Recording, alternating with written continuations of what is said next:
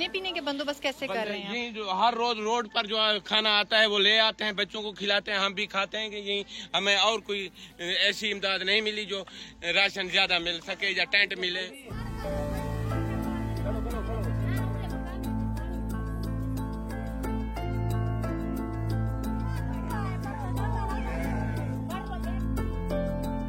रह रहे हैं लोग। हाँ, ये देखें, यहाँ पे आप लोग देख सकते हैं, ये चारों तरफ यहाँ पे पानी ही पानी है। अगर आप लोग देख सकें, ये सारे लोग अभी भी यहाँ पे रह रहे हैं और ये दिन में कई दफ़ा यहाँ से गुजरते हैं।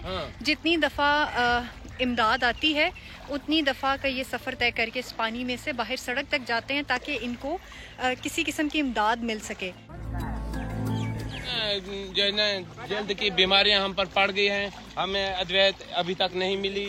हमें ये भी प्रॉब्लम है, छोटे बच्चे हैं, बड़े हैं, सब ये जल्द की बीमारी खारिश में जो मुब्तला हो गए हैं हमारे ये रईसी लोग तमाम इस शराब की वजह से।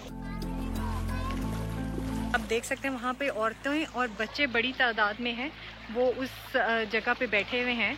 और कितने दिन से आप लोग यहाँ फंसे हुए हैं? तकरीबन हमें 15 दिन से 20 दिन हो गए हैं।